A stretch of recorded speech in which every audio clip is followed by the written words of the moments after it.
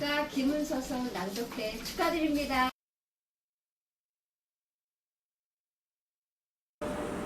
향이랑 앞바다의 동백꽃은 사람을 쳐다보지 않고 봄빛 부서지는 먼 바다를 쳐다본다. 바닷가에 핀 매화 꽃잎은 바람에 날려서 눈처럼 바다로 떨어져 내린다. 매화 꽃잎 떨어지는 봄바다에는 나고 또 죽는 시간의 가루들이 수억만 개의 물비늘로 반짝이며 명렬을 거듭했다.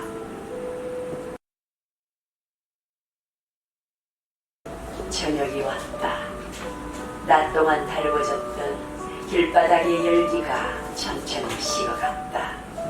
버스들은 사람들을 내려놓고 차고지로 돌아갔다. 가게의 셔터가 하나씩 내려왔다. 사람들은 집으로 돌아갔다. 하루 것때는 늘 피로가 남았다. 피로는 대개 말이 없었다. 의사는 긴장하고 있었다. 나는 의사의 어깨 너머로 누구의 것인지 모르는 그 심장을 한동안 들여다보았다. 심장의 색깔은 붉지도 푸르지도 않고 희끄무려 했는데 무엇라고 규정할 수 없는 색깔이었고 스펙트럼으로 분화되기 이전의 색의 진료처럼 보였다. 목련은 등불을 켜듯이 핀다. 꽃잎을 오므리고 있을 때는 보이지 않던 빛들이 꽃잎을 펼치면 일제히 세상을 향해 쏟아져 나온다. 목련은 꽃이 피어있는 동안 스스로의 무게를 잊지 못해 고개를 숙이지 않는다. 하늘을 향해 당당히 고개를 들고 그 눈부신 흰 빛으로 봄의 한복판을 점령한다.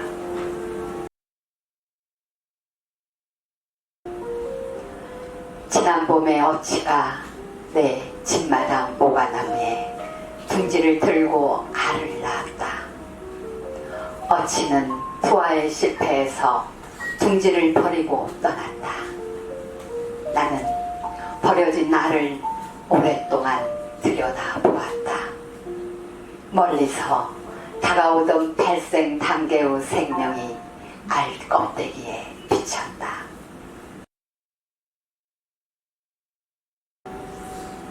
안중근은 체포된 후 일본인 검찰관이 진행한 첫 신문에서 자신의 직업이 보수라고 말했다. 기소된 후 재판장에서는 무직이라고 말했다. 직업이 담배팔이라고 일관되게 말했다. 보수, 무직, 담배팔이 이 세 단어의 순수성이 이 소설을 쓰는 동안 등대처럼 나를 인도해 주었다.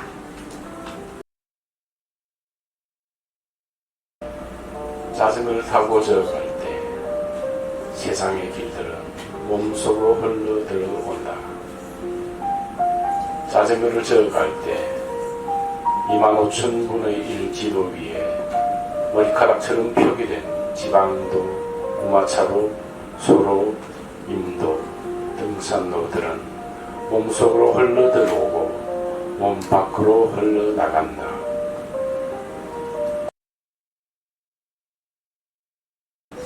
일산 호수공원에서는 초여름부터 늦가을까지 장미꽃이 핀다. 밤중이나 새벽에 공원에 나와보면 어둠 속에서도 장미가 피어있다. 나이가 드니까 꽃을 보면서 놀란다. 이것은 대체 어찌 된 사태인가? 어째서 이런 일이 가능한가?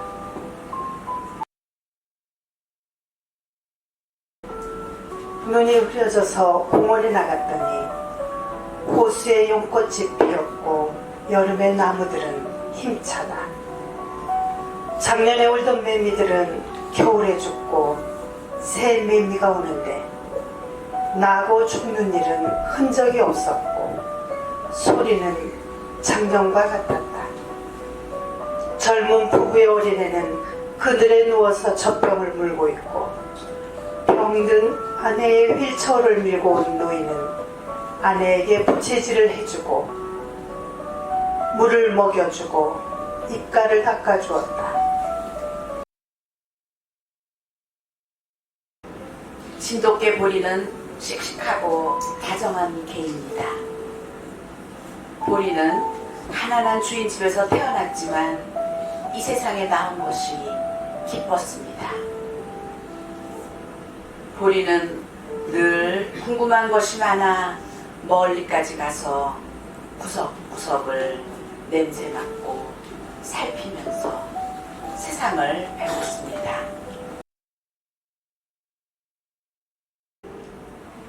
(50대) 중반의 나는 담배를 끊을 수 있는 좋은 기회를 만났지만 끊지는 못했다. 그때 나는 호남 지역의 깊은 산속 절 마당에서 담배를 피우다가 노선에게 걸려서 크게 혼났다. 그때나 지금이나 사찰 경내는 금연구역이다.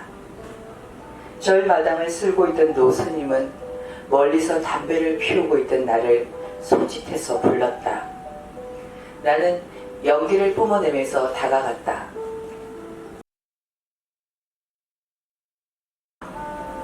나뭇잎은 온 산을 뒤덮는 연두의 바다로서 흔들리고 반짝인다. 봄산의 푸르름은 연두에서 초록으로 이루는 빛의 스펙트럼을 이루는 파스텔이다. 소나무에도 봄에는 새잎이 돋지만 소나무의 새잎은 날 때부터 강건한 초록색이다. 소나무의 새잎은 연두의 애잔함이 없다. 안중근은 서로 대립되는 이 두 방향의 길을 하나로 틀어주고 나아가려 했고 프랑스인 성직자들은 세속의 길과 신앙의 길을 언별해서 신자들을 속죄와 구름의 길로 인도하고 있었다. 안중근은 하나님의 뜻으로 현실의 땅 위를 걸어갔고 프랑스인 성직자들은 하나님의 뜻으로 내세를 가리키고 있었다.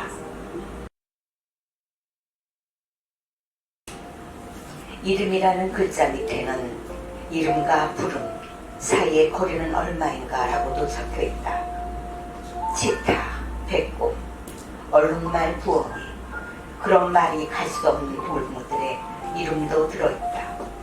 이 안쓰러운 단어 몇 개를 징검다리로 들어놓고 닿을 수 없는 저편으로 건너가려 했던 모양인데 나는 무참해서 메모장을 덮었다. 그 권율이 이 궁벽한 산골까지 또다시 나를 찾아온 것이었다. 권율은 바로 이틀 전에 칠천량 앞바다에서 조선 수군이 전멸되었다는 소식을 혼잣말을 하듯이 먼 곳을 바라보며 말했다. 그는 전멸을 여러 번 강조했다. 전멸이라니까 정확한 정황을 물을 필요는 없었다. 나는 듣기만 했다.